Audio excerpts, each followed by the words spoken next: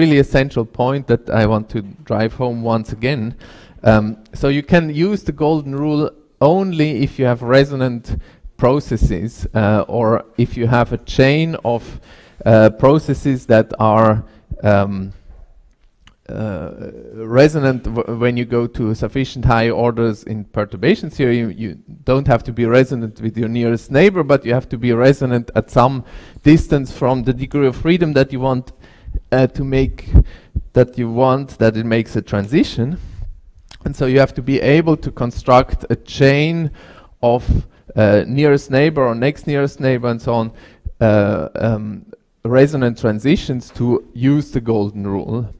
And so we basically said you need, for the Fermi golden rule to be consistent, you need that the matrix element has to be bigger than the level spacing of final states, than the minimal level spacing actually. And why is that? So because if you have a level spacing between final states that minimally is like that, then the density of states will be 1 over delta E minimal. Then you get a Fermi golden rule decay rate, which is basically m squared times the density of states, and that is m squared over delta E.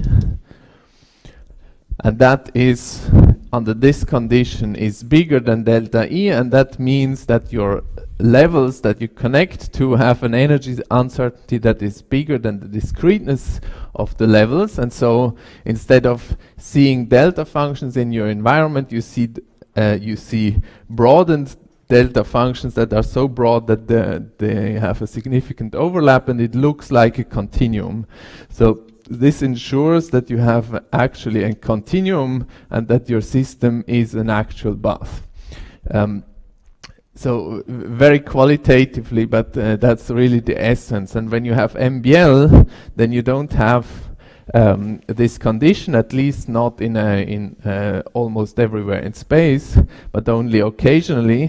And then in most places, your system will look like a discrete set of quantum levels and not like a continuum, and then Fermi golden rule breaks down and you don't have transport and transitions.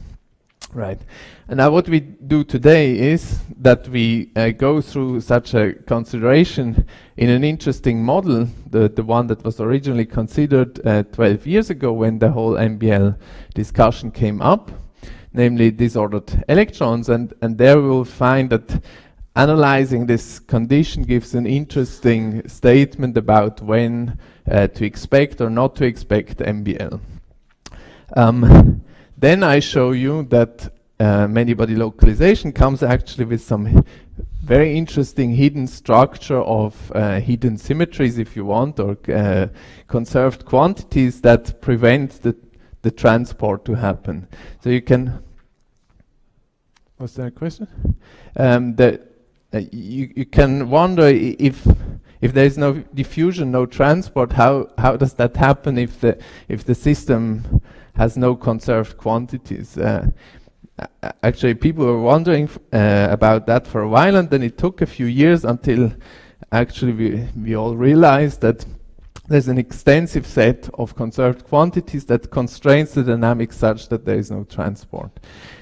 And that's not just a curious insight, it actually helps you understanding the dynamics in these phases much more in detail, and you can understand how dephasing is happening still, and so on. And so we will construct these integrals of motion and then get the physics out of it. And from that insight we will have some deeper ideas about what I'll tell you right now about this finite temperature transition that was proposed by Pasquale and Altschul.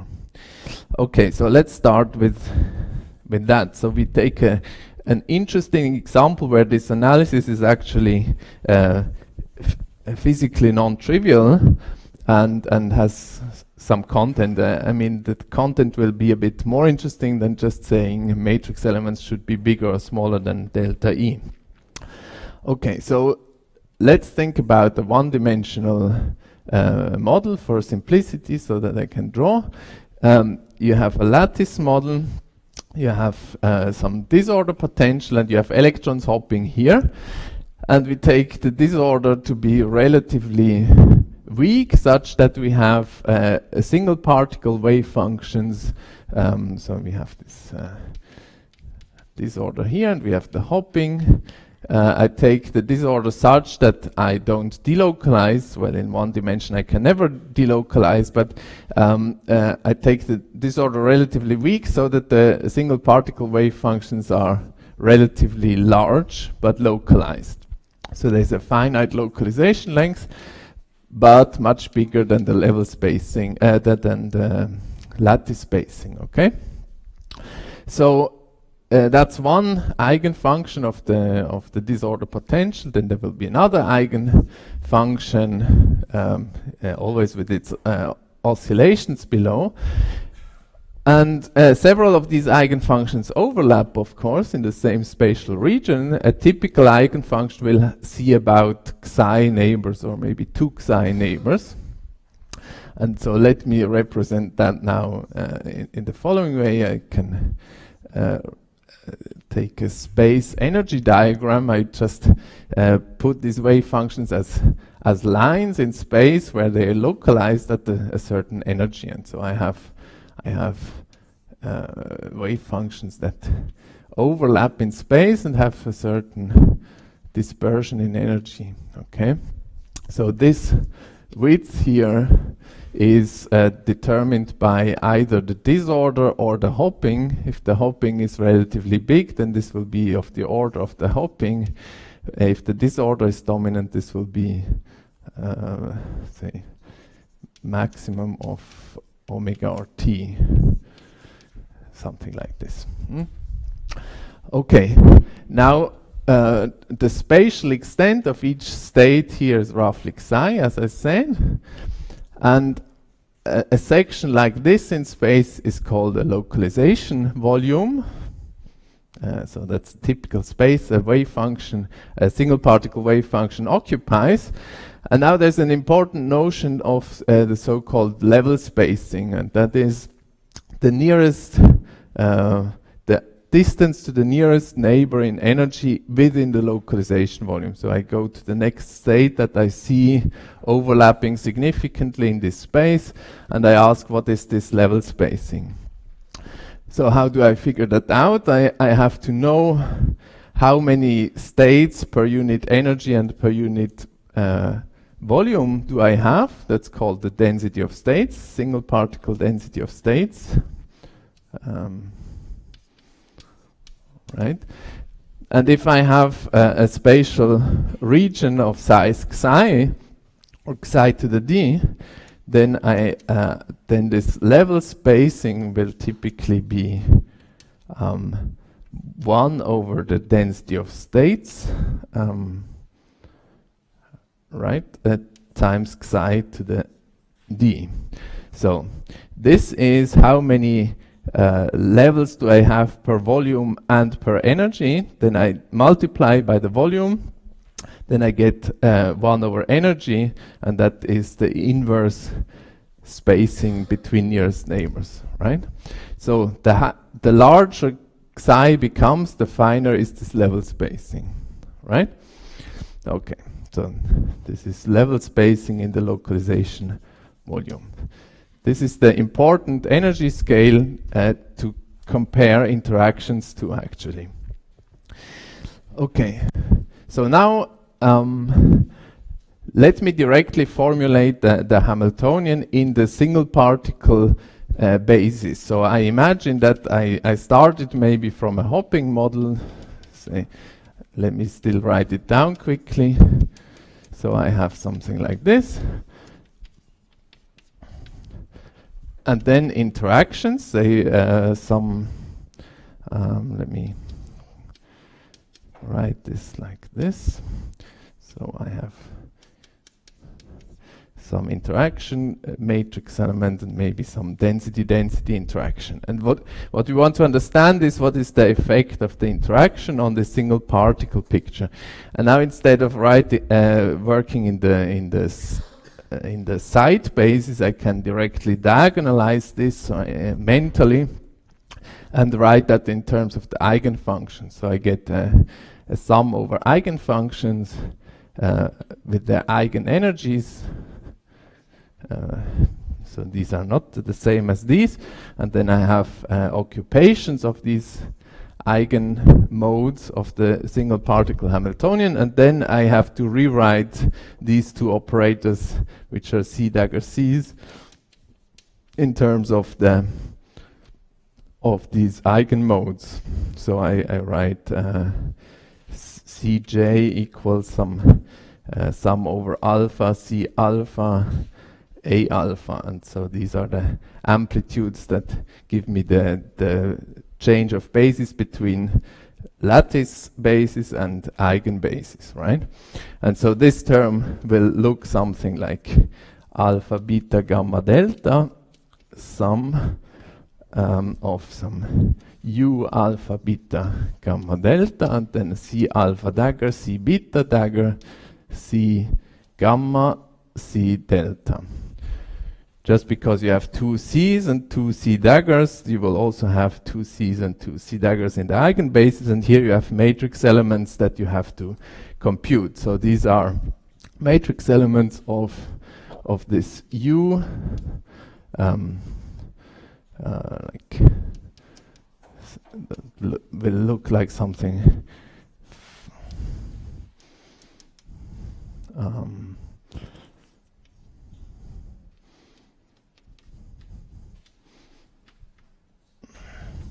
something like this, okay? Now, what is important is to characterize how big these matrix elements are, and then we are ready to discuss the golden rule, basically. So, so this U R minus R prime, you usually write like this. Lambda is a dimensionless constant. Then you write this density of states. That's the unit in which to write an interaction of density type, and then some form factor here, which when you integrate over the argument gives 1. So this is essentially characterizing the strength of the interaction. And you can now estimate what is a typical matrix element here when you make a transition between so from state alpha to state let's see, you go from, say, gamma to beta and from delta to alpha at the same time. So you have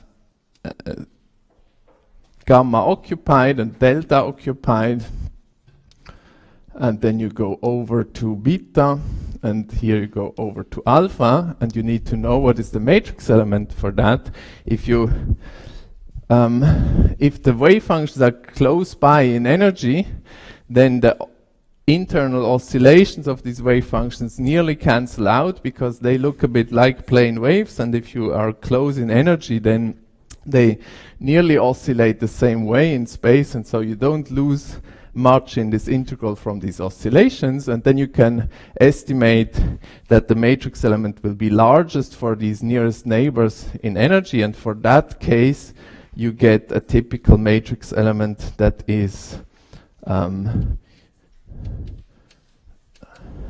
of the order of just lambda times this level spacing that I introduced here. So that's a simple exercise. If you say these wave functions here, these phi alpha of R, are typically of the order of 1 over the localization length to the d halves for normalization reasons times some random factor. But the modulus here is essentially this here. You plug that in here, and then you figure it out what this gives, and you find this typical matrix element. And here is this scale that will survive. Okay, good. Right. Now we know essentially what the biggest matrix elements are. So we restrict ourselves already to certain processes. Namely, we say if we have a single particle arrangement of occupations in here, we look at interaction-induced transitions, where you go to basically nearest neighbors in energy from.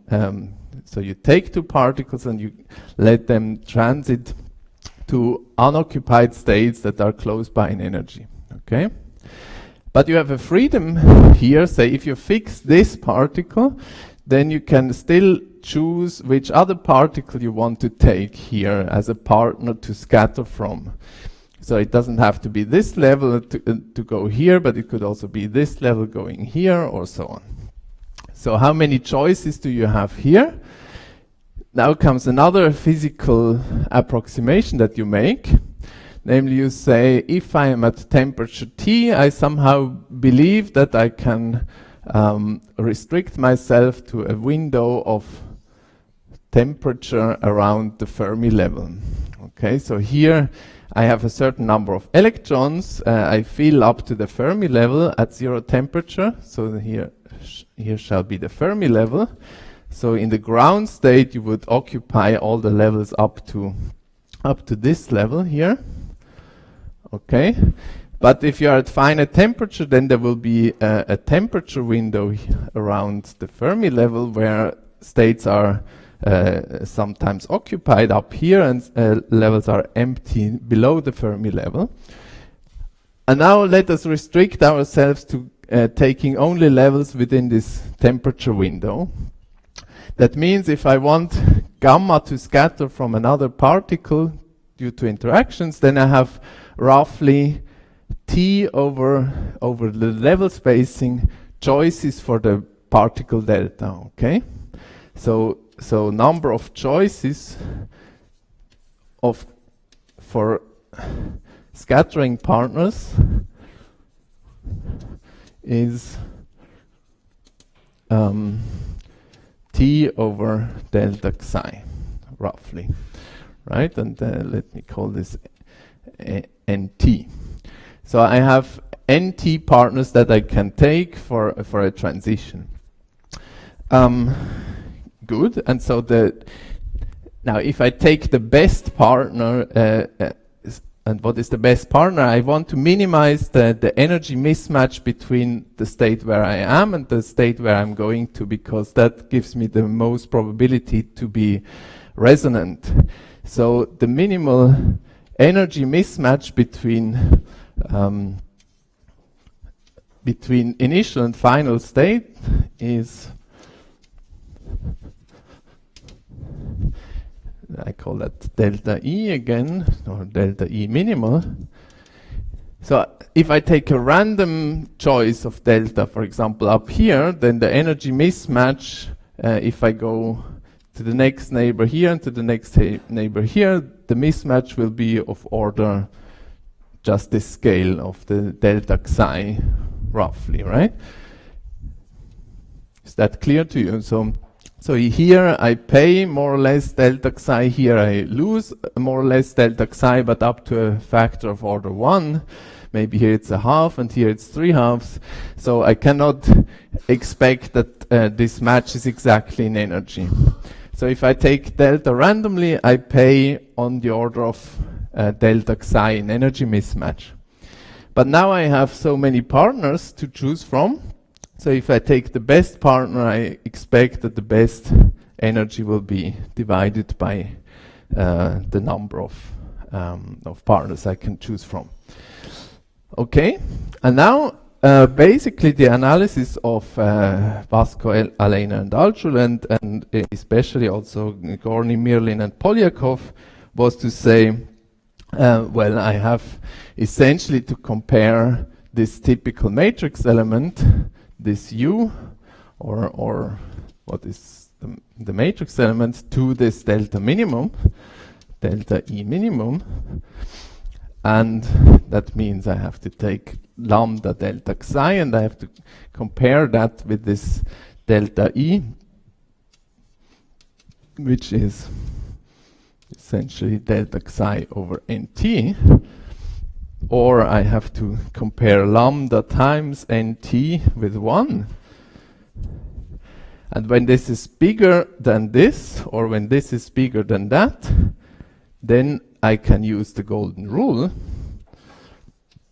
And I have delocalization and thermalization, and if it's smaller, then I have MBL. Right? So, why is this interesting? This looks extremely simple like that, and of course they went then to higher orders, but the higher orders do not change very much in this consideration. So why is this interesting? Well, because now we have this simple thing that when this is equal to 1, we expect a transition between thermalization and localization, and interestingly the condition depends on the temperature. This Nt was T over delta xi, right? So you come to the conclusion that if you fix interaction strength lambda and disorder strength which determines this delta xi, then you get the Tc, which is delta xi divided by lambda. So you get a transition between, so here you have disorder in terms of delta xi. So the more disorder you have, the more you localize the single particle orbitals. So the smaller is this volume, the bigger is the spacing. So you go up here in localization volume spacing when you increase the disorder. And so this prediction is that there should be a phase transition between thermalizing conducting electrons up here and MBL down here, where sigma, the conductivity, is exactly 0. Right. Now what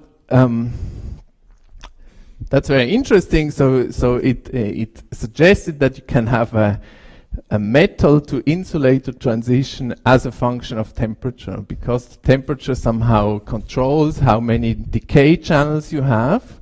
If you make this window bigger, you have more and more partners to scatter from. That allows you to have more resonances, and so it's clear that the tendency to delocalize becomes stronger here. And there was this kind of fantastic prediction that there would be a phase transition to a phase where there is no conduction whatsoever. But of course that stirred a lot of controversy, because nobody had ever seen in an experiment a metal going into an insulating phase, in particular at a very large temperature. You see the interaction strength is here in the in the denominator. That means if you have relatively weak interactions, this temperature is extremely high, right? And this scale usually is also not very small, and so it looked like something was predicted that had nothing to do with reality. And of course the excuse was then immediately, well, phonons are around, and so it's not easy to see that, and maybe you have to find systems where the interaction is rather weak, or where Coulomb interactions are nicely screened, and so on. And that was difficult. But nevertheless, this started the whole field, and then people realized that maybe electrons are not the easiest way to get to this physics, but maybe rather spins and cold atoms and so on. But let's take it like that. So let's enjoy this as a very nice prediction, as a theoretical possibility in the absence of phonons. Now, an interesting thing is that I told you, this Fermi golden rule criterion looks so stupidly simple that you think, how could you ever make a mistake here? But now I tell you that actually this is not correct. It was corrected later because it was pointed out that here you have to be very careful when you say you need to construct a chain of resonances. So what did we do here actually? We said I start from a particle gamma and I want to know whether this gamma particle is can make a transition. So I fix this guy and then I have a choice of NT partners that can make a transition. And then basically the idea is that in the next step, now you would have to make sure that this percolates. In the next step I would make a transition with that particle or again with this particle, and then I need another transition that is resonant and so on and so forth. And by imposing this condition here, that m is bigger than delta E, typically I make sure that at every step with high probability I find a resonant partner, right? So I just make the first step of the argument, but the idea is that in the second step I have the same problem again, and if I'm in this condition, then I will find with high probability a chain of resonances out to infinity. Okay? But then what was pointed out is that if you make this transition, right, then your particles occupy a new spatial pattern. So these are wave functions that have some density pattern, and the density pattern changes, and through interactions they modify the energies of all the other levels. And so what is a resonance and what is not has changed after this first transition.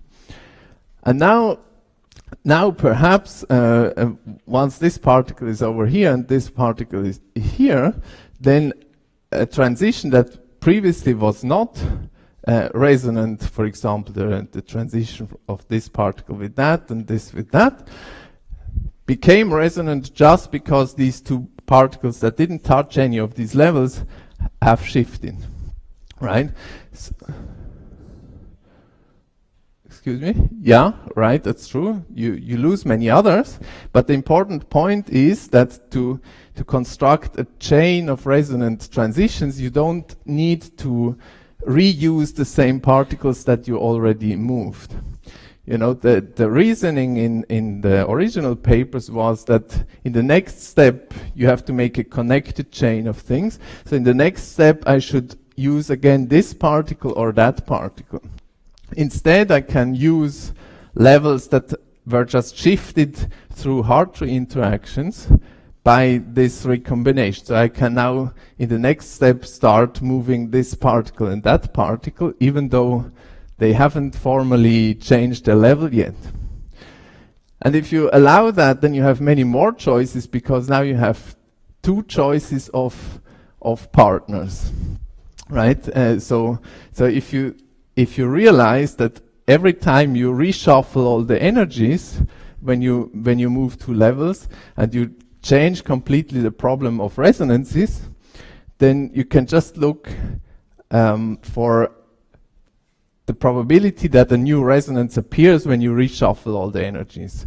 And the number of combinations that you can make is now not NT, but NT squared. So this has been realized later. So what you actually have to do is you have to replace this by a square. That means in constructing the resonant chain of transitions, you have more choices in the next step. And in the third step, again, you have this number of choices. And so the actual criterion has been realized to be this one. And that gives you the prediction that this is even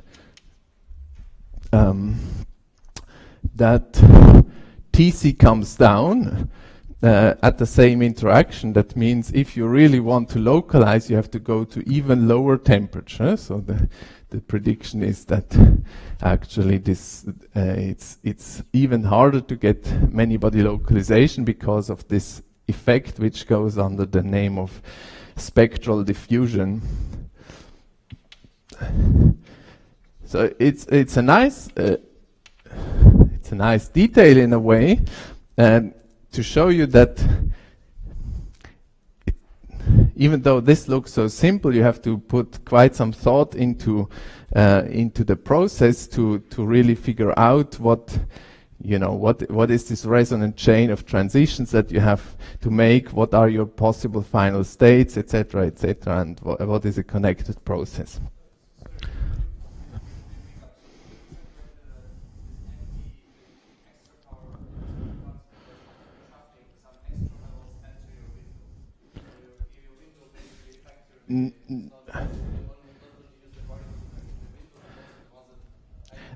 No, that's not the important point. The point is that let me maybe draw it again here. So I've a lot of levels. It doesn't matter that they are not exactly at the same point. So I start with a transition that does this. Right. Now the original logics was that in the next step I will need to use one of these particles, otherwise it's not a connected chain. Of course over there can also be something resonant, but that's not a chain that is connected. So people thought that they would have to do this thing next, something like that. Okay, so at least use one of the particles that you already touched. But that's not true. You can also be connected by realizing that this transition has actually changed all these other levels a little bit, just moving up and down the level without making transitions.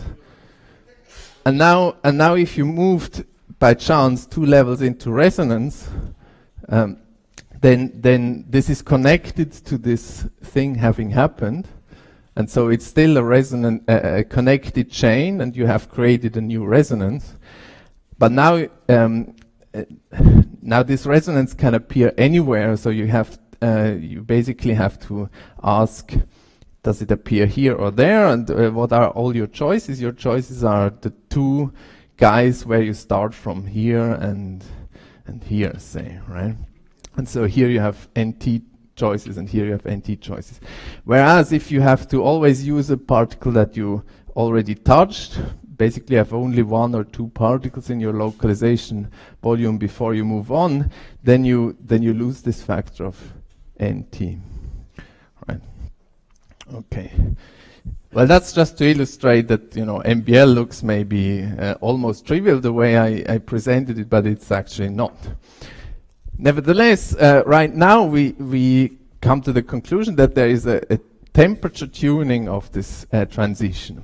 And later in this lecture, I hope we get to the point that we see that this is maybe doubtful and that this might only be a crossover. But yeah, so gradually you will see that things are not as simple as they look at first. Let me quickly sketch what was the logics to when you go now to higher orders of perturbation theory. So that was this famous paper by Pasquale and Altschuler. It's a bit difficult if you read that paper to really understand the starting point. As far as I understood it, you start from saying, let me imagine I'm in an eigenstate of the full many-body state, and now I make a local excitation, and now I try to understand what does this excitation connect to through interactions. So the idea is that the interaction the quantum dynamics acts trivially on the eigenstate, and only there where you perturb the eigenstate something non-trivial can happen, right? Because the eigenstate is stationary under the Hamiltonian. So the idea is that you start with an excitation where you create, say, a particle on top of an eigenstate psi. Okay. So this is a single single particle eigenstate, so I create an extra particle on top of the eigenstate. Now this will not be a many-body eigenstate, but it will have matrix elements to states where you have, for example, C beta, C gamma, C delta on the eigenstate through the interaction. So there will be states like that.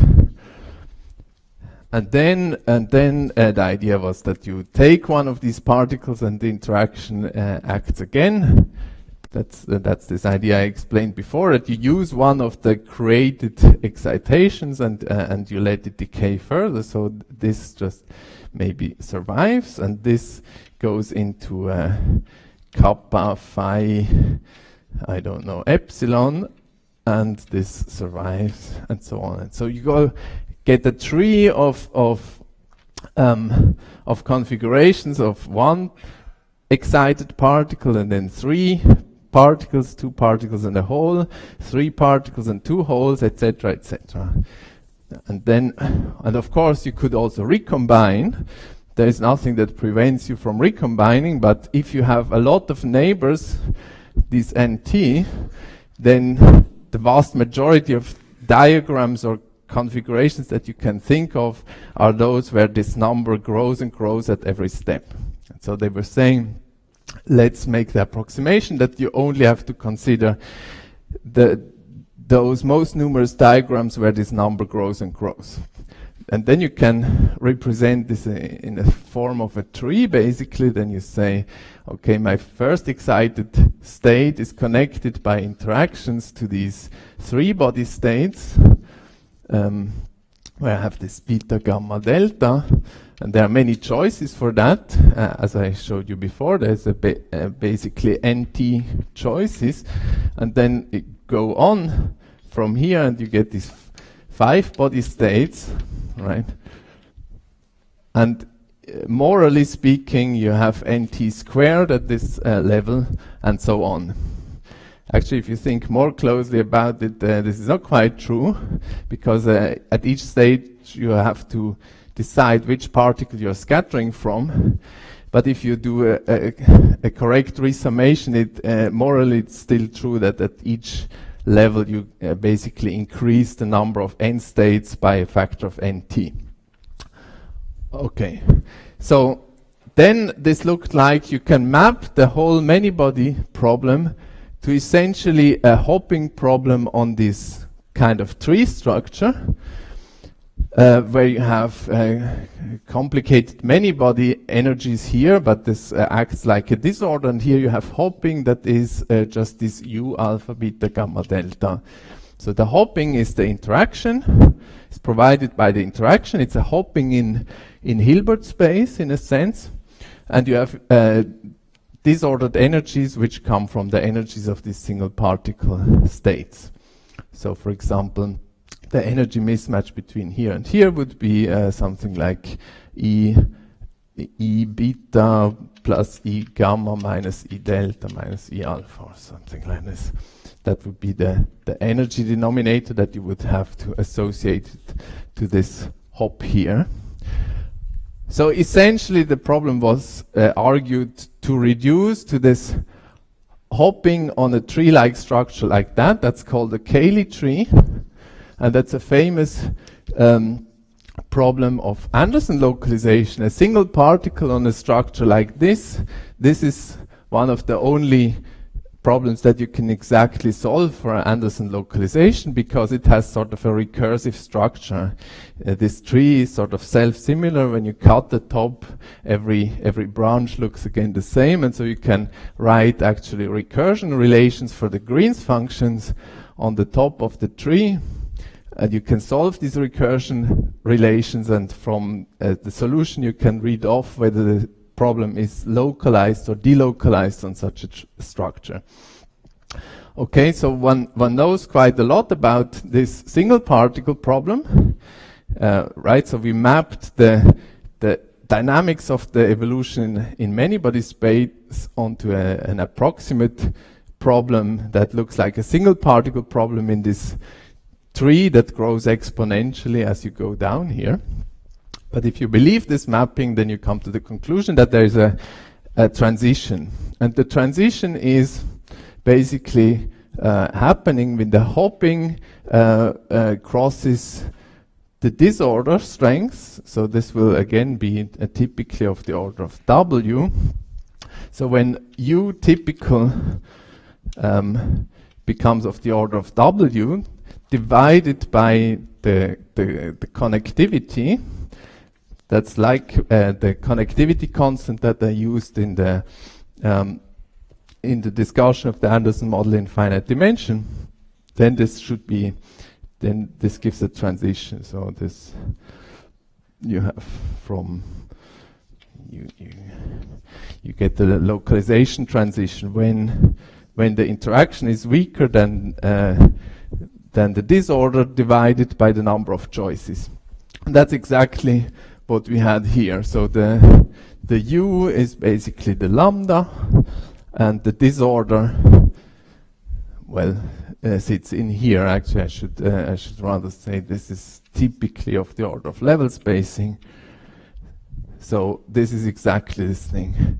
But maybe you remember from the discussion we had on the single particle Anderson model that this was the first order analysis. If you go to higher order analysis, you get the criterion that delta psi over U typical was not just a connectivity constant, but actually times log of the connectivity constant.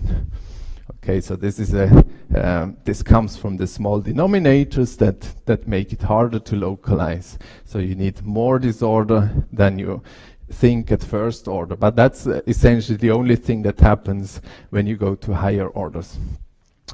Okay, and from this kind of analysis you come to this conclusion.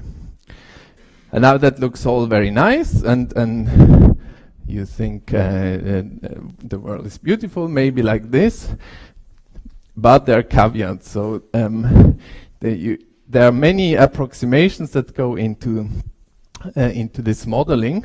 So one approximation is, an important one is the restriction to the temperature window. You have to ask yourself, what if I go far above the temperature window? For example, if you're in 3 dimensions and you have a mobility edge up there, and you say, well, the mobility edge is far above the temperature, I don't care about it, then you certainly miss that there will be conduction above the mobility edge, even without any interaction, right? So this mapping would just be blind to that. But then you can say, okay, I look at the problem where there is no mobility edge, so I don't have to care about this. But of course, if you could put it there and this would be blind to that, it's already a sign of alarm that you might miss some rare events that could make this conductivity, even though bad, but maybe still finite, right? Another important restriction is that if you restrict yourself to processes where you always have to create more particles, you might miss something where you keep the number of particles fixed. For example, if you have a scattering event where one of the particles lies above the mobility edge, then you don't need to go further and create more and more particles. Then you could just let this particle escape to infinity, and that would be sort of diagrams where you leave the other particles where they are, and the high energy particle would just go to infinity. Yeah? Mm-hmm. Right.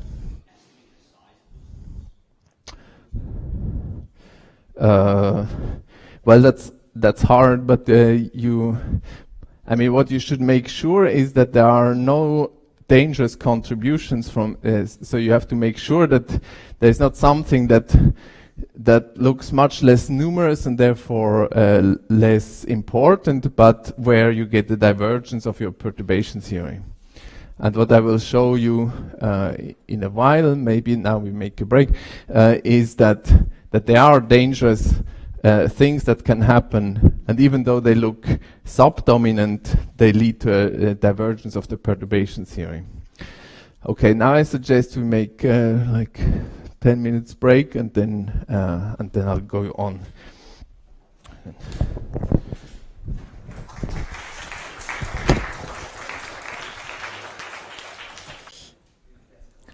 Okay, so now we want to understand the many-body localization from some deeper conceptual point of view, and there is this hidden integrability that I actually promised.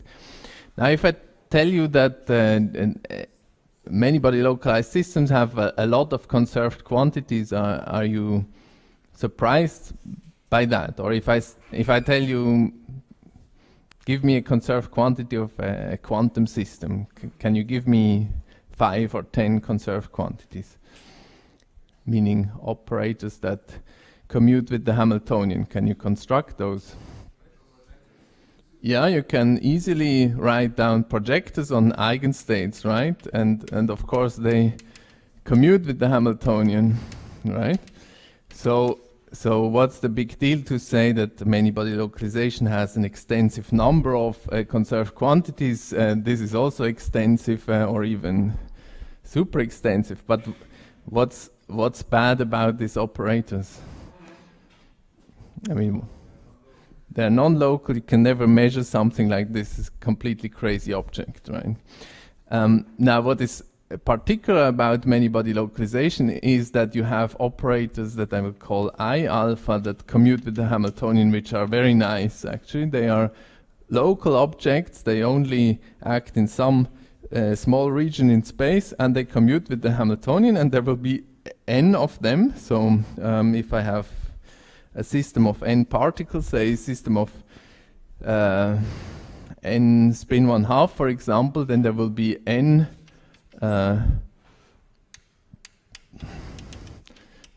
such integrals of motion that all commute with each other, and they commute with the Hamiltonian. And even I can choose them to be to have spectrum plus or minus 1, for example, like a spin 1/2. Right.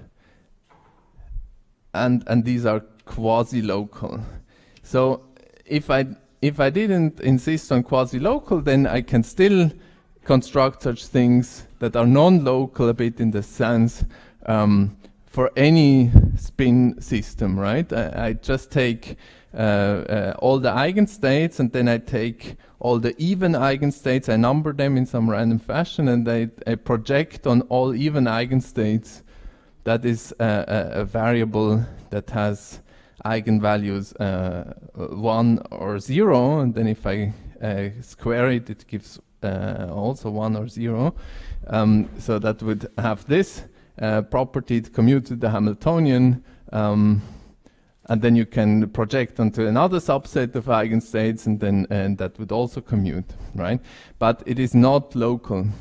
And the interesting thing about many-body localization is that you can show that there are operators that are local, and not only you can show that they exist, but you can also construct them. And when you construct them, then you have an extensive set of quantum numbers, right? They just have plus or minus 1, and now you can label the whole spectrum and all eigenstates by these quantum numbers. So you can now say that the eigenstates are just I alpha equals plus minus 1, and that gives you the 2 to the n eigenstates. And you can even basically construct the eigenstates once you have these integrals of motion. And then you can think, what is the Hamiltonian expressed in terms of these integrals of motion? And then you find a very simple structure, and from that structure you can understand what is the dynamics. And that's all sheds some totally new light on this phenomenon and makes it much easier to grasp. And we'll also have some interesting implications if you think about what I just discussed before about this finite temperature transition, because you can, if you're bored, then you can think, where's temperature in here? And then you can tell me later. So how can we understand that something like this might exist? To connect with what we discussed before, let's take a perturbative approach. So if I take again this electron model that I had before, where you know, disorder plus plus hopping.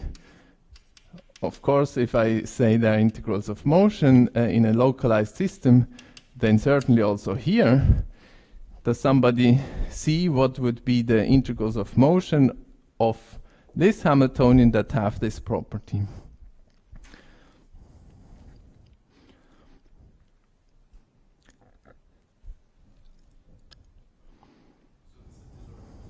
Yeah. Right? Yeah, so the spectrum is local, okay, so I can write it as alpha epsilon alpha n alpha, right? So where this is C dagger alpha, C alphas. So what would you suggest are operators that commute with the Hamiltonian and have all these properties? Exactly, so it's these number operators. It just tells you, is this orbital alpha that's an eigenstate, is it occupied or not? If it is occupied, it will always be occupied because there are no interactions, right? So obviously h n alpha is equal to 0, and also the different occupation numbers commute with each other. They don't interact. And they are quasi-local, because if you write down this thing, so if you have the eigenfunctions here, psi alpha, at site I, that's what I called A I alpha, I guess. So then this operator here is just sum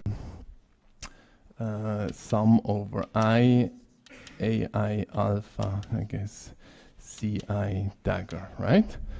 So the AI alpha are only non-zero in a certain region around a localization center, and so if you write out what is n alpha, namely C dagger alpha C alpha, this will be an operator that only acts in the vicinity of the localization center of the state alpha, right? So this is quasi-local in that sense.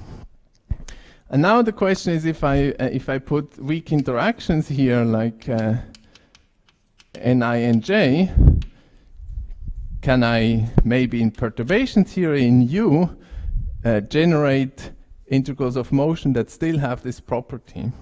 So what I would try to do is I would try to write I alpha equals N alpha plus, say, or let's put here lambda, lambda I alpha 1 plus lambda squared I alpha 2 plus etc., right? If this stuff exists, in principle I should be able to at least formally write the perturbation expansion, and that's already not so obvious, because now you would plug that in here and you write this as h0 and this is the lambda h1, right? And now you write at every order of perturbation theory, you say h0 commuted with the next order in this perturbation theory plus h1 commuted with the previous order. This should be equal to 0, right? For all n. So what do you have to do? You have to find this guy, and so you have to invert the super operator like this, right? So the formal solution would be I alpha n plus 1 is equal to the inverse of this acting on minus h1 I alpha n. Now that would be benign if this operator had no kernel, so if this inverse is just well defined, but it's actually not. There are operators that do commute with h0, that means they are in the null space of this operator, and so you cannot necessarily invert. So you don't a priori know that whether this has a solution here, right? And if there is a solution, it's not unique, so then you have to decide what to do. Now you can actually prove that this is never a problem, that this that there is always a solution, that somehow this is always in the image of this operator, even though it's not surjective. And then there is a unique way in perturbation theory to make sure that also I alpha squared remains 1. Actually, in order to make it 1, you have to not take n alpha here, but you take n alpha minus 2n alpha minus 1. Then this has spectrum 1 or minus 1, and it squares to 1.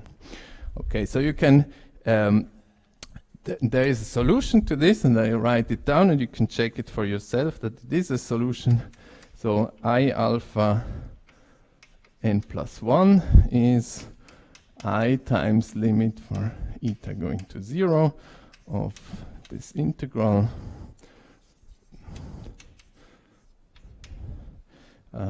e to the I 0 ht.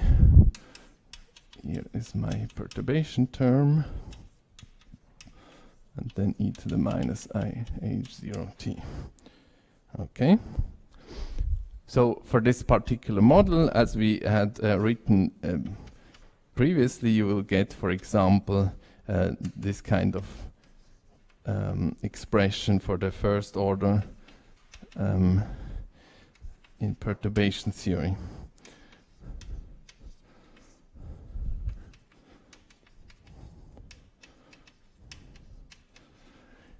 So you see that you leave one C alpha standing, and the other C alpha you let decay into C delta, and you create a particle hole pair, and you have an energy mismatch to do so, but you have an amplitude here which is alpha beta gamma delta.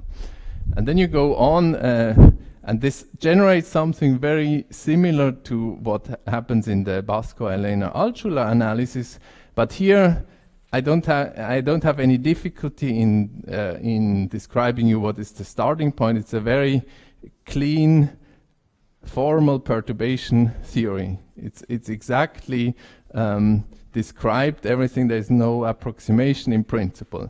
And now the question is, if I give you this expression, and actually I have to then add a term that commutes with h0 in order to satisfy that at every level, but I don't do that now. But this term is unique. And then you have a perturbation theory series that is formal, and you have to ask, does it converge or not? Right? Now, in the simplest way, it will definitely not converge, because there are these small denominators, and with extremely high probability, at some point you will hit the denominator which is very small, and there perturbation theory goes nuts. But that also happens when you do the simple Anderson problem and you try to do perturbation theory in the hopping.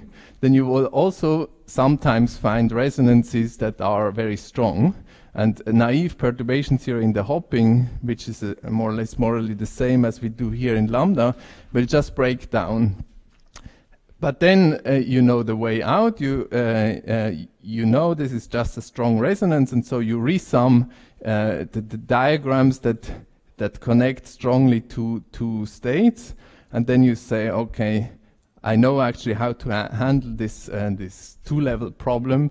I do that first, and then it's benign, and then I can go on with a renormalized perturbation theory. And if you argue at that level, then you're back at the same stage as Pasquale and Altschuler, and then you come to the conclusion that when lambda is smaller than something, some lambda critical, it looks like this series converges, and you do get quasi-local operators. So why are they quasi-local? That's pretty clear. If this sum converges, it means that you can stop after, say, m terms, and you are almost converged to this operator, say in the operator norm. But at stage m, you only have done so and so many commutations with h1, right? At each stage of perturbation theory, you commute with this term here. That's a local term, so it can grow your operator only by, say, nearest neighbor, essentially, in terms of localization length of the orbitals. So at each stage of the perturbation theory, you grow your operator a little bit, but if this converges, then the resulting operator is essentially local and has only decaying tails that decay exponentially, right?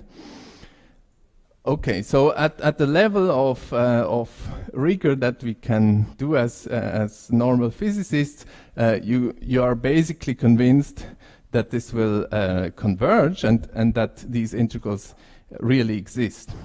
Okay. Now later I give you the construction or the construction idea of IMBRI, which proves MBL, and where these integrals of motion come out as a corollary directly, and so you can really be confident that they do exist if MBL exists.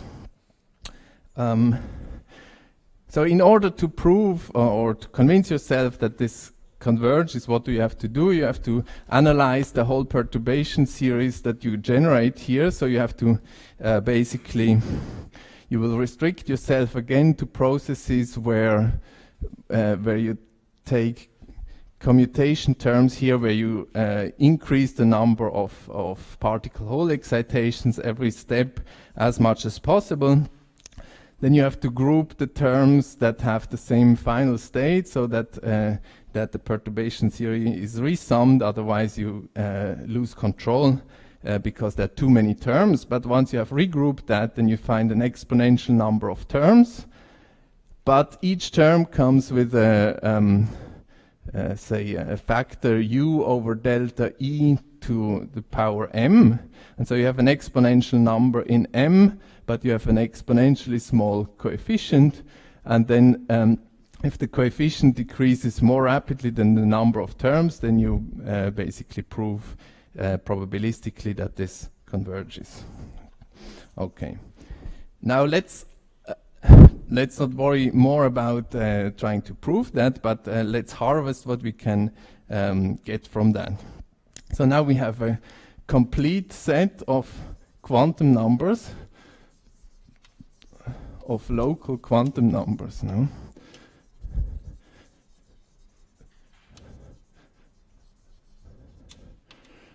So what is the shape of the Hamiltonian if I express it in terms of these integrals of motion? I claim the only way what can come out is something like this. You have a sum over single integral of motion terms, sorry. Then you have interactions between integrals of motion, more and more complicated maybe. Let's call it 3, alpha, beta, gamma, etc. And the important thing is, so these are quasi-local operators, they only act close to a given site.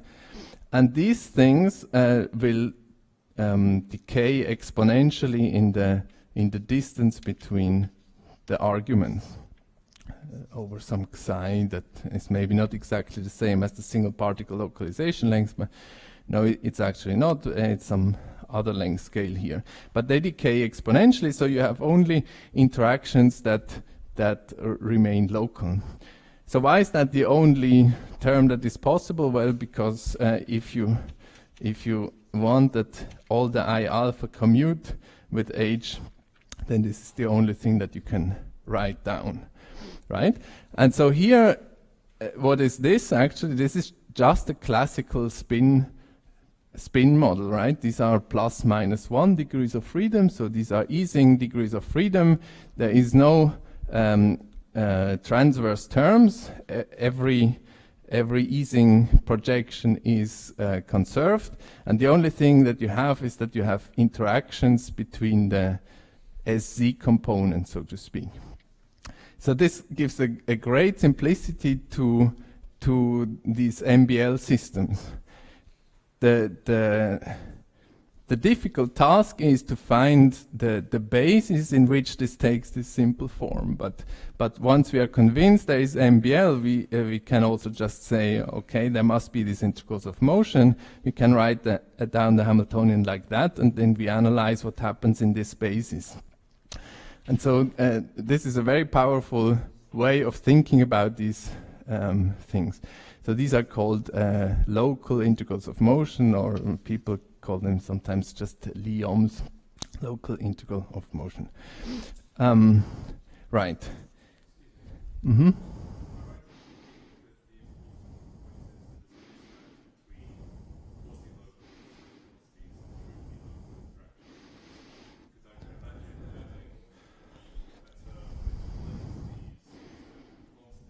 Mm-hmm.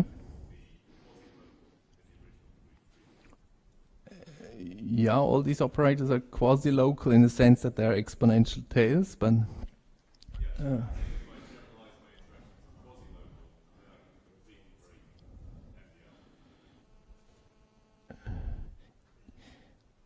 if you generalize interactions to something that is not completely local, but I don't.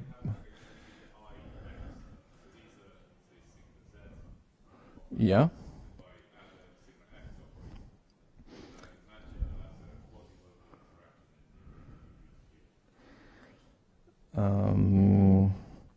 No, but then, okay, so you say if here I had something that is not nearest neighbor, but it's something like ni nj e to the minus ri minus rj over some psi or so, then that would disturb you. That's not true, no. No, if this decays exponentially, you're safe. If you put power laws here, then that's dangerous. But well, as long as they are local in the sense of exponentially decaying and weak enough, then it's all safe actually in one dimension. Right. So the question is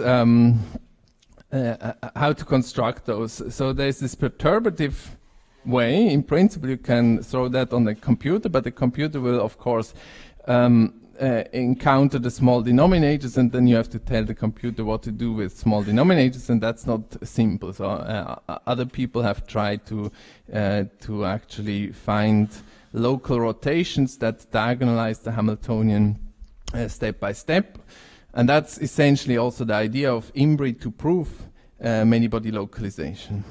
But before we do that, let's maybe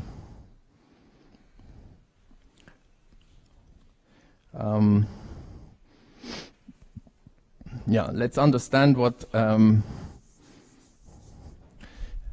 the dynamics is in the system. So if you look at the given eigenstate where you fix all the I alphas to be plus minus 1, then you can compute the eigenenergy, and that's just you plug in these values here and you get a certain energy. Now if you change one of these I alphas, then the eigenenergy will change too, and not only so the global energy will change, but if you ask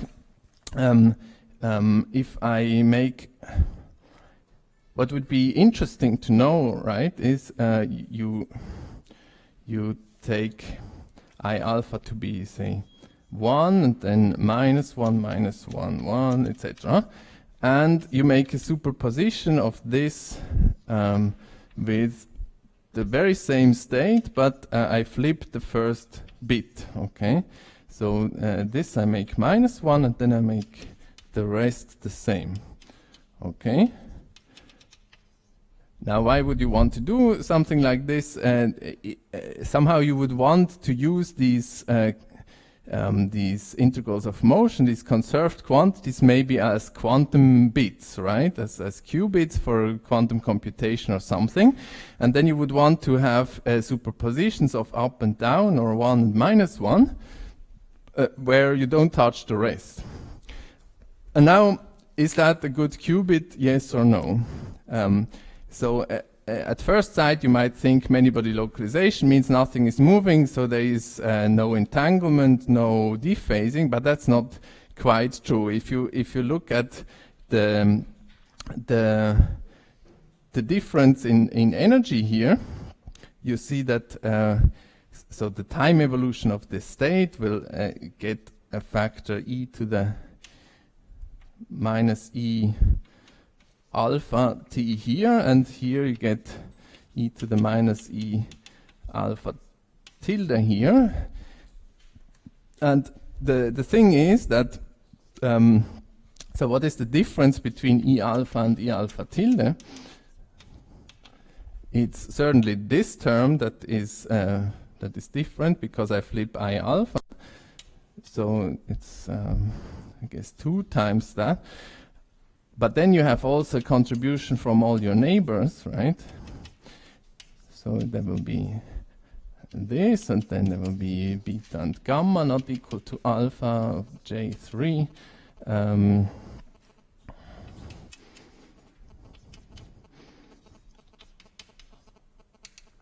So there's a local field generated by the other conserved quantities.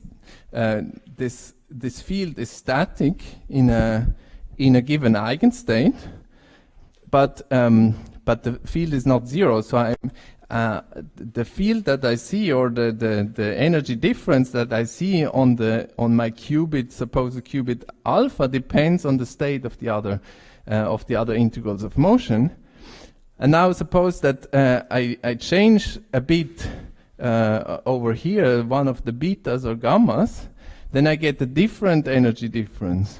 And so if I have a superposition of up and down in the bit alpha, but also a mixture of or superposition of bits out here, then it's not that all of these states evolve with the same energy difference, and therefore I preserve the phase between here and here for states that only differ in the first bit. But this phase difference depends on all the other bits. And that means that there is dephasing of this first degree of freedom due to the interaction with the other bits. So the other bits are not moving in the sense that they are not changing their expectation value. They will always be the same, but there is dephasing in the system. So the superposition like that, if I add other states and I look at the say at transverse components, if I look at sort of the flipping of I alpha plus or minus, then this will be time dependent, right? So this will not be constant in time. Okay. So there is a bit sobering conclusion is there is no transport. The spins are not moving, or the charges are not moving, but there is dephasing. So unfortunately, the degrees of freedom that you have in your system are not perfectly isolated from the environment. They feel the environment, and that destroys eventually the phase. So you cannot easily use these degrees of freedom as your qubits for a quantum computer. At least you have to make sure that you are quicker than the dephasing time. But there's maybe still some good news, namely you can estimate how much does your degree of freedom entangle with the rest, and how much dephasing do you get. And that is extremely much slower than in a thermalizing system. So in a thermalizing system, when you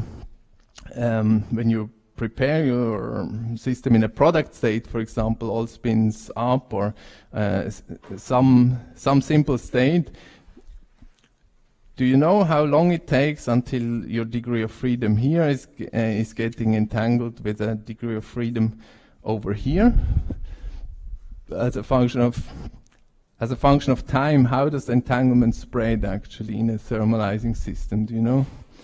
What would you guess?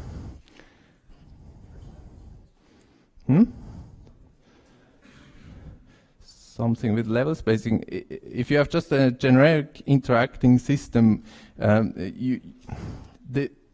first you make a product state of, say, all spins in a certain direction. Now you have interactions, you let the system go. Now entanglement sets up, and you ask, is this spin entangled with that one? Yes or no? And there will be sort of a front where entanglement is propagating. Do you know how this front, or what do you expect how this front propagates? Ballistic, right? And why? No idea. So if you have a typical interaction strength J here, what does it mean? It means that if you diagonalize the system, there will be energy splittings that are induced by this J, which are of the order of J, right? And you start seeing that this spin is not isolated from that spin on time t of order 1 over J, right?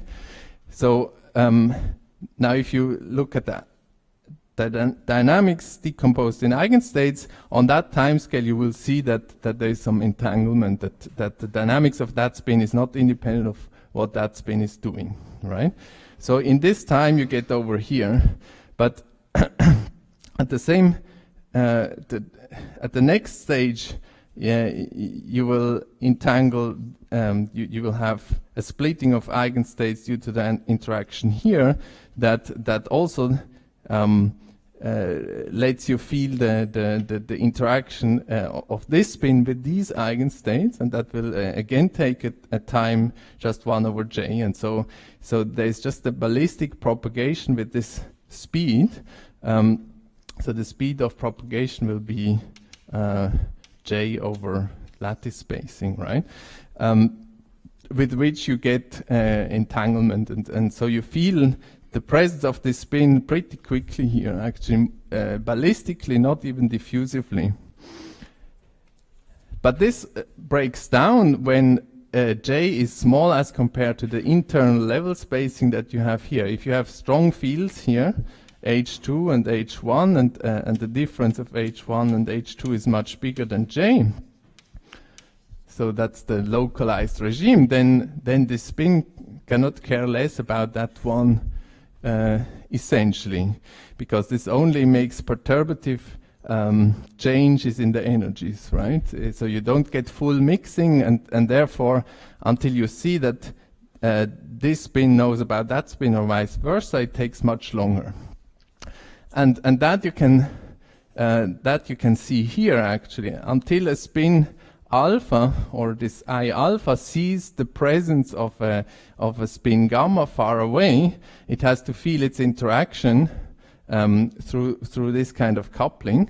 But this kind of coupling is exponentially decreasing, and so until finally you can resolve something in the dynamics that knows about the presence of a spin over there, and therefore can lead to entanglement, to dynamics that depends on the orientations of the spins, you have to wait a time that is the inverse of this interaction scale. So if you want to get to distance entanglement at distance r,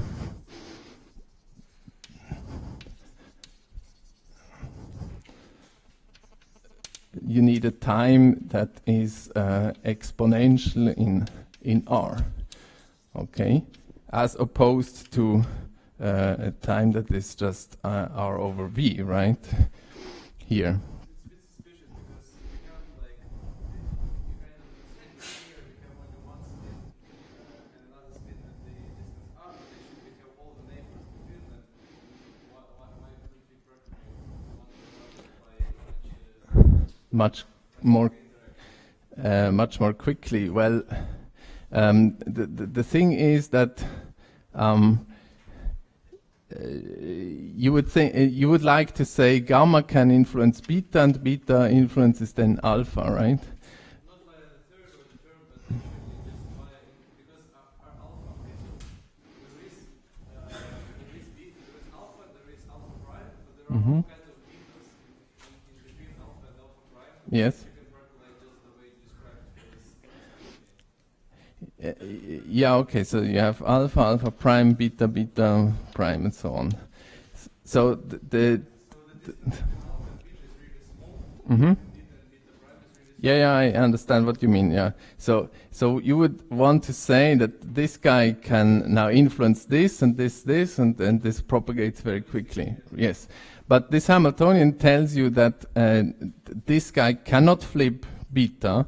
Beta is always pointing up or always down. So the only influence you can have from alpha prime on alpha is by the direct interaction of this type, for example, or of this type, but not by flipping this guy and therefore sending more information over. And that's indeed the crucial difference. And so you see that entanglement is spreading. It spreads to any distance, but you have to wait very long. So unfortunately, you lose information, but you lose it relatively slowly. And so if you are strongly localized and the disorder is very big in this sense, then you may have a chance to retain enough quantum memory to do something interesting in these systems, in the sense of preserving phase coherence to a large degree, right? But there is the dephasing. And now, having said that, if you know that you dephase, then it means that your density matrix becomes somewhat random. So, I posed the question: what is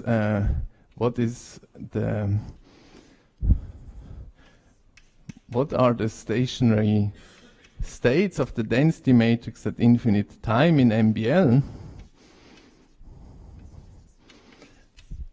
So in a thermalizing system, we say that rho of T always goes to rho equilibrium at some temperature, and the temperature is just determined by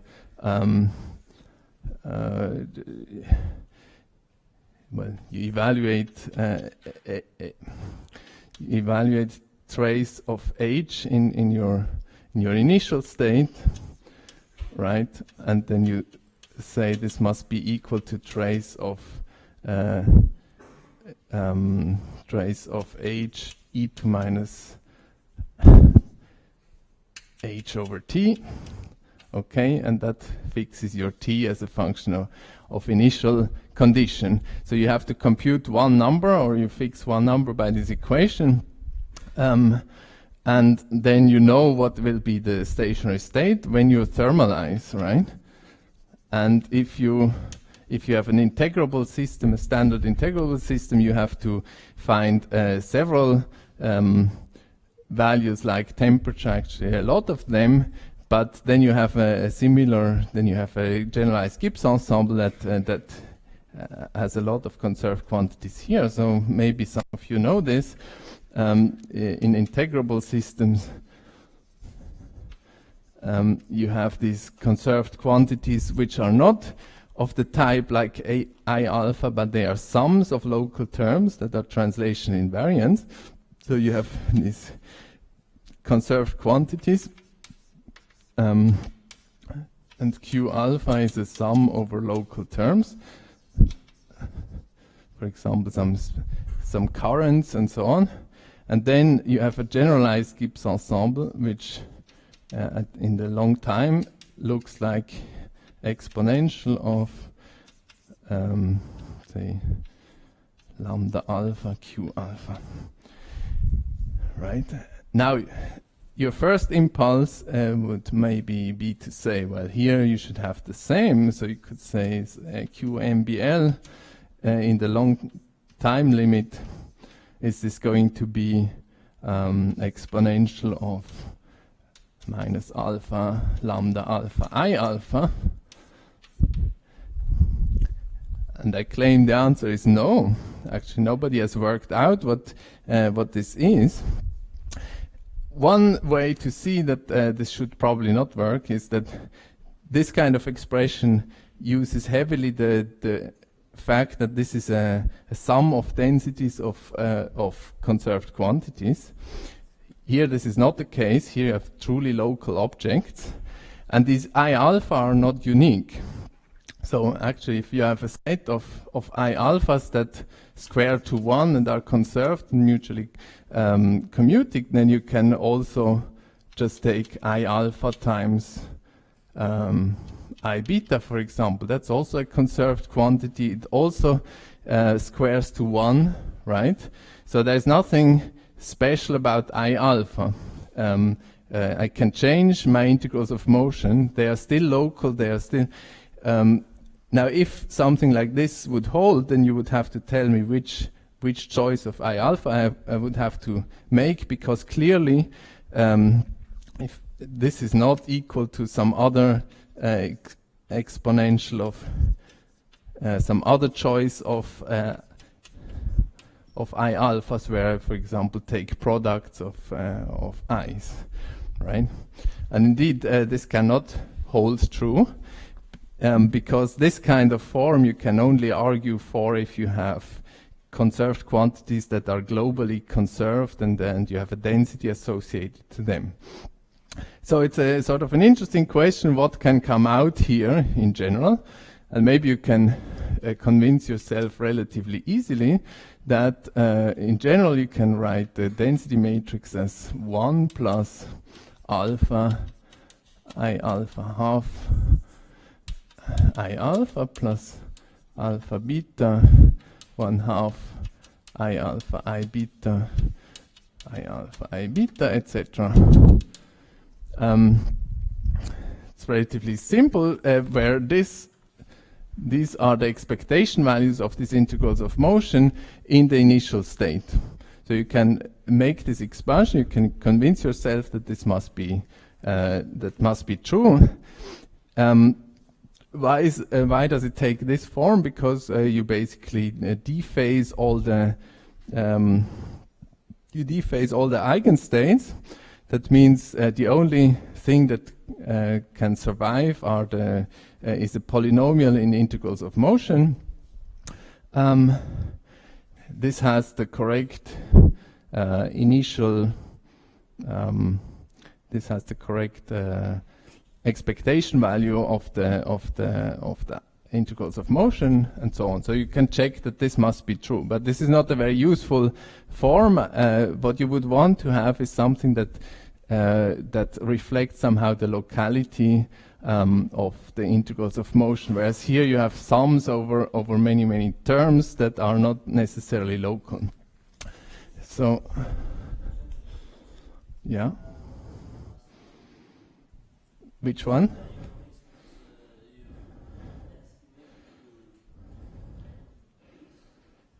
So here, no, here I'm saying you might guess that this is true, and I'm saying no, it's not true. So having the integrals of motion, the density matrix at infinite times will not look like this. Even though you might think things are very similar to the integrable systems, where you also have an extensive number of conserved quantities, and where we basically know that there is this generalized Gibbs ensemble of this form. Yeah, but this is presumably not, or almost surely not true in MBL, and it's an open problem how to characterize that best.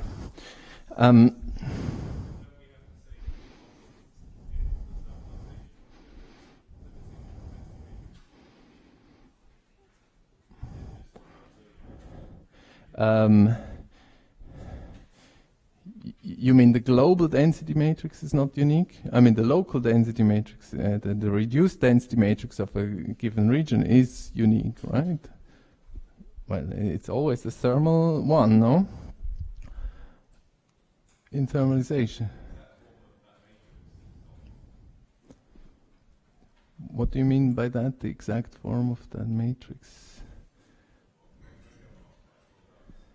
I mean, if I take a small subset and I take the reduced density matrix on that subset, then I get this thing, and that's a unique thing. I mean, I don't know what you want to tweak, right?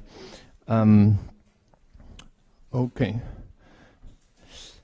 But you see, in a sense, still MBL has a lot of promise to have, forceful attack, because if you can construct these integrals of motion, and in particular if you're in a strongly localized phase, these guys are relatively easy to get to, even perturbatively, then you can fully solve the spectrum, you can get the eigenstates in principle, and you can ask all kinds of questions about dynamics, about protocols, etc. And work it out. Whereas in a generic thermalizing system, you have no chance of doing that. And so this opens a great perspective of understanding more closely what is happening in these systems, and really quantitatively doing so. One important thing is to notice. In integrable systems, you have also these integrals of motion, but they don't depend directly on all the details of your Hamiltonian. They are somehow, they do depend somewhat, but here the I alpha are actually extremely, they depend very explicitly on the disorder, on all the details that you put in. So as soon as you change epsilon a bit, for example, in the Anderson problem, you change, of course, the wave functions. If you change the disorder potential, then you change the n alpha, and so everything is changing. So you cannot just write down, the energy or angular momentum or something like that. It's really something that is a functional of all the epsilon i's, and that's a bit of a nuisance, of course. So the hard step is to find these integrals of motion given the Hamiltonian. But once you are there, then you can basically write down this Hamiltonian, get the couplings, that's easy, and then you can do whatever you want with that. Right.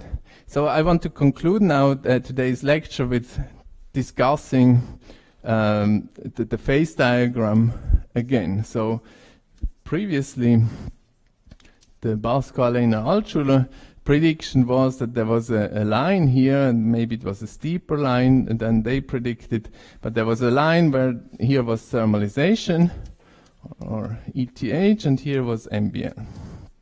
Okay, and there was a critical temperature where you went across this line. Now, if you think in these terms, I ask you, maybe you want to think about where is temperature here. Do you see any trace of, how could you see this thing in the construction that we were now talking about?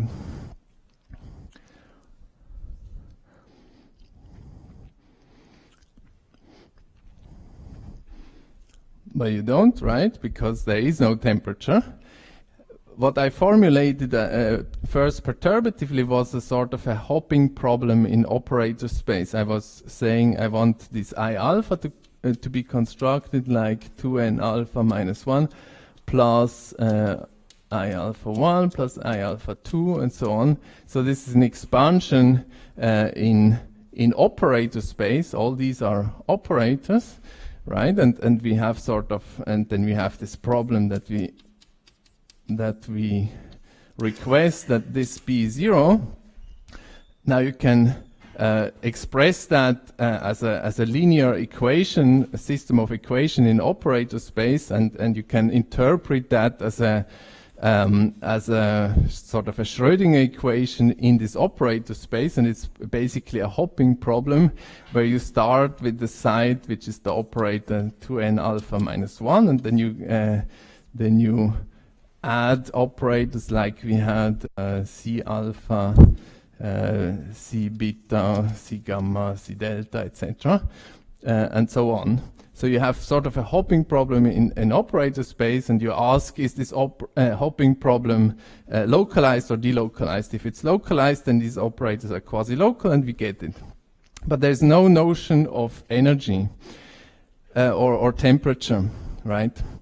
And so what this is actually asking for is, are there integrals of motion at infinite temperature?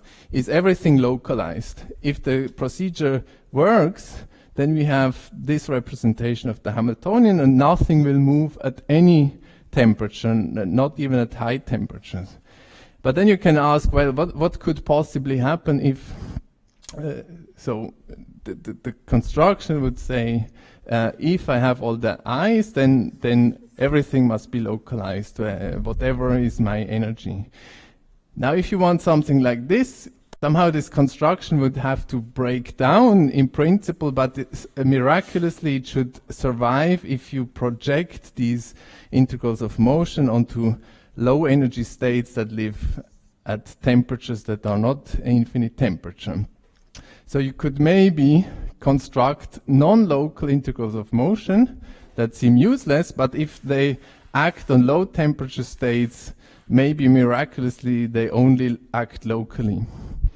If you believe that or not is a matter of your taste, but actually what seems much more likely is that in the perturbation theory something goes wrong, and actually things go wrong such that either these integrals of motion are truly local or quasi-local, and you have this kind of behavior, everything is localized at any temperature, or they do not exist, they are non-local operators and they are always non-local, and then you have a phase diagram like this, that either you conduct and you thermalize at infinite temperature, but then you will also thermalize at all temperatures, or even at infinite temperatures you do not conduct and thermalize and you're localized all the way, right?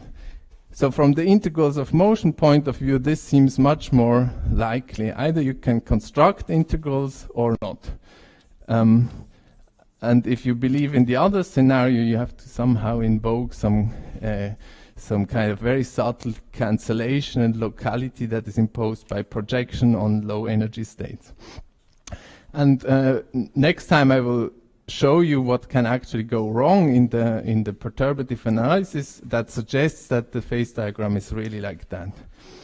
And apart from that, we will then go to some more juicy stuff, also to discussing protection of topological order and protection of symmetry breaking in low dimensions, which are some fun features of MBL. Okay, then, thank you.